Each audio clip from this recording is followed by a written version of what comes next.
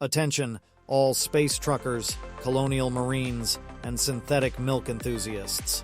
Strap yourselves into your cryopods and prepare for a journey deeper into the alien universe than any facehugger has ever dared to go. Whether you're a seasoned xenomorph hunter or a fresh-faced Weyland-Yutani intern, this video is about to implant your brain with 15 mind-blowing facts about the Alien franchise that will gestate, grow, and burst forth from your consciousness like, well, you know what?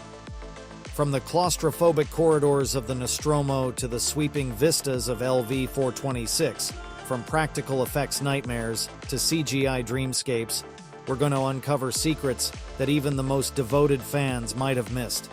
These tidbits are rarer than a peaceful encounter with a xenomorph, and more valuable than a cargo hold full of alien eggs. So, grab your motion tracker, keep your flamethrower handy, and remember, in this video, everyone can hear you scream, with excitement. Let's dive in and discover why. Even after 4 decades, the Alien franchise continues to be the perfect organism, its structural perfection matched only by its hostility to boring trivia. Ready? Here we go.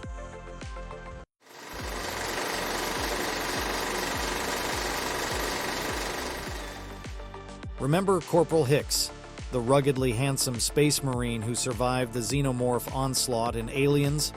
Well, hold on to your pulse rifles, because he's technically still kicking in official canon.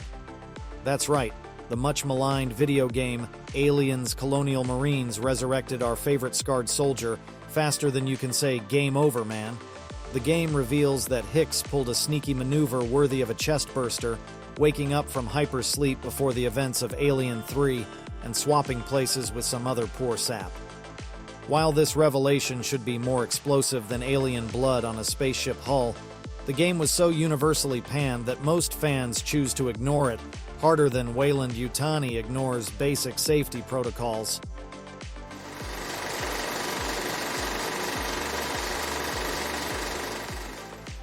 Ever wonder why Ripley suddenly starts bleeding from her nose during Ash's attack in Alien? No, it wasn't a spontaneous case of space plague. It turns out there was a whole deleted sequence that would have made even the toughest colonial marine reach for a tissue.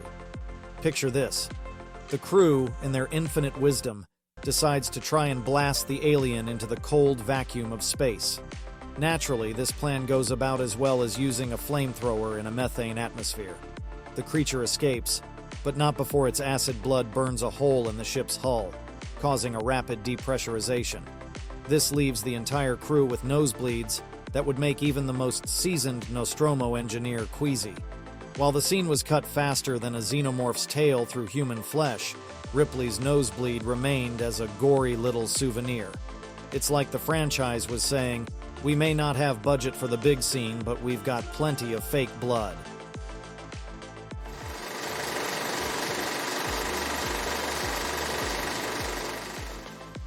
James Cameron, known for his attention to detail that borders on obsessive-compulsive, made sure to include a blink-and-you'll-miss-it callback in Aliens that's more impressive than a Queen Alien's egg-laying capabilities. Remember that harpoon gun Ripley used to blast the first film's xenomorph into space? Well, if you look closer than a facehugger examining its next victim, you'll spot it still lodged in the Nostromo's escape pod door when the salvage team cuts it open in Aliens. It's like the universe's most deadly game of Where's Waldo? If Waldo were a piece of alien-slaying hardware, that is.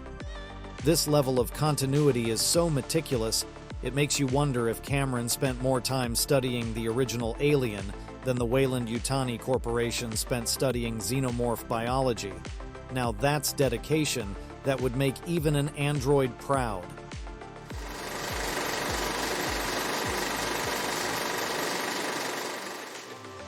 In Alien Resurrection, Sigourney Weaver's Ripley clone pulls off a behind-the-back basketball shot that's smoother than an android's pickup line.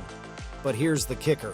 That shot was 100% real, no CGI or movie magic required. Weaver practiced that shot more times than a facehugger practices its leaping technique. When she finally nailed it on the first take, co-star Ron Perlman nearly ruined the shot by breaking character.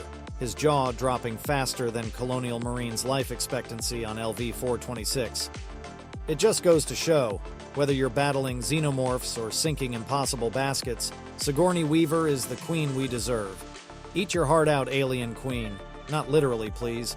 We've seen what happens when aliens eat hearts.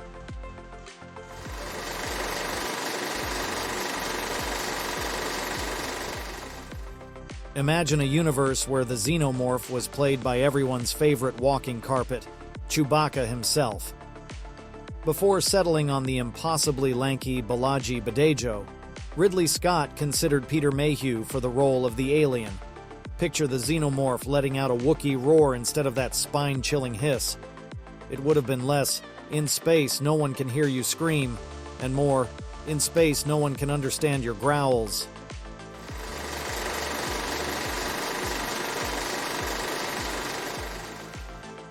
Hong Kong action star Chow Yun-fat was offered a role in Alien Resurrection, tailor-made for his gun-toting talents.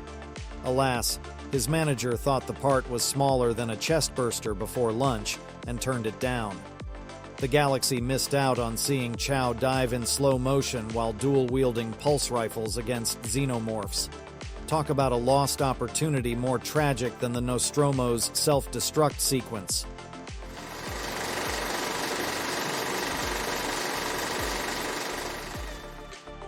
Michael Biehn made more money for his brief appearance as a corpse in Alien 3 than for his starring role in Aliens. That's right, folks. In the future, playing dead is more lucrative than staying alive. Biehn threatened legal action over a planned dream sequence featuring his character, proving that even in death, Hicks was still fighting the good fight against bad movie decisions.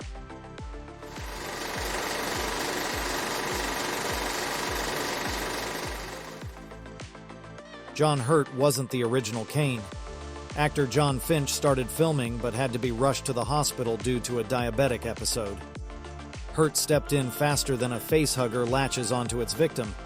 It's as if the role of Kane was cursed from the start. Foreshadowing, perhaps.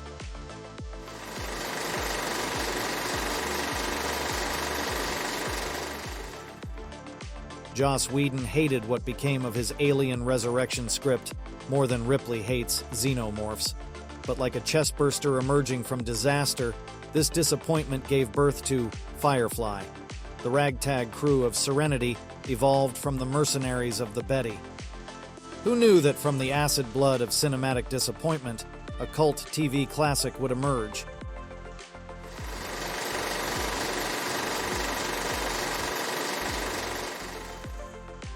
Prometheus nearly went full space gospel by revealing Jesus was an engineer whose crucifixion turned his kin against humanity. While this plot point was cut faster than an android's head off its body, the film still drips with religious symbolism like a xenomorph drools before a kill.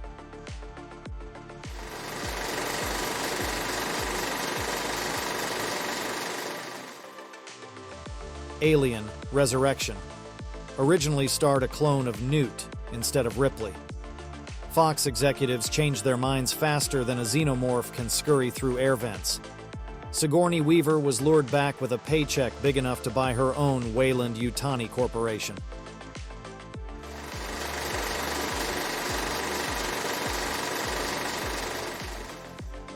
The original xenomorph design was meant to be see-through, like a walking, murderous jellyfish. Practical effects limitations made this idea dissolve faster than human flesh in alien blood. The concept later resurfaced in Species, proving that in Hollywood, no terrifying idea ever truly dies.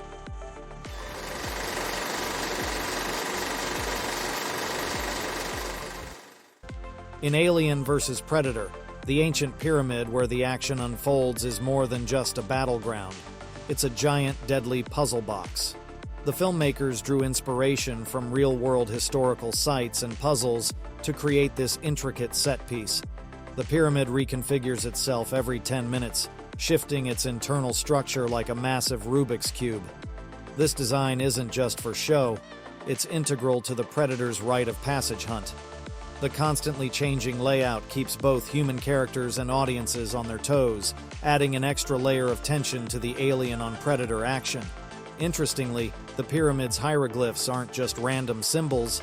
They actually tell the story of the Predator's history on Earth, blending real ancient Egyptian imagery with the film's fictional lore. Talk about a history lesson with teeth and acid blood.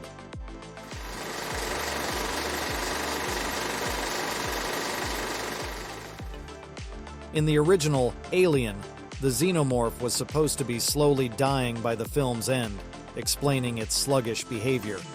This concept was dropped faster than colonial marines' life expectancy, leaving audiences to assume the alien was just really, really lazy.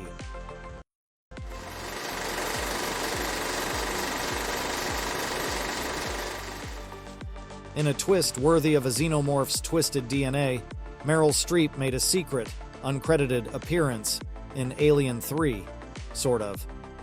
During the film's opening sequence, there's a blink and you'll miss it shot of Ripley with a facehugger attached to her.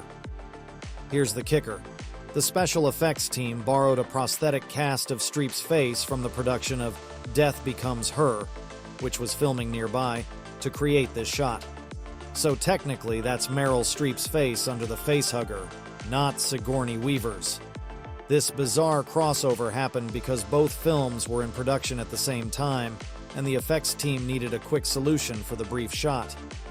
It's a deliciously weird bit of Hollywood magic that connects two wildly different films through the power of practical effects and resourceful filmmaking. Talk about a face-off that even the xenomorphs didn't see coming. Well, there you have it. Space Cadets. 15 facts about the Alien franchise more mind-blowing than an encounter with a xenomorph queen on a bad acid trip. From sneaky harpoon guns to basketball-playing clones, from Wookiee aliens to Streep-faced facehuggers, we've covered more ground than a chestburster racing through a colonial marine's ribcage. But wait. Before you reach for that cryo-sleep button, remember that the universe of AlienVsPredator is as vast and mysterious as space itself. There could be more fascinating facts lurking in the shadows, waiting to latch onto your brain like a knowledge-hungry facehugger. So, if you enjoyed this deep dive into the dark, acid-bleeding recesses of the Alien franchise, don't forget to smash that like button harder than Ripley smashes xenomorph eggs. Subscribe faster than a dropship falling from orbit, and hit that notification bell with the ferocity of a xenomorph tail whip. Follow us for more content that'll make your mind explode, not literally, we hope, with cinematic trivia, Easter eggs, and behind-the-scenes secrets. After all, in cyberspace, everyone can hear you subscribe. Remember, stay frosty, avoid dark corners, and never ever investigate a mysterious egg without backup. This is your friendly neighborhood xenomorph enthusiast, signing off. Until next time, keep watching the skies and the air vents.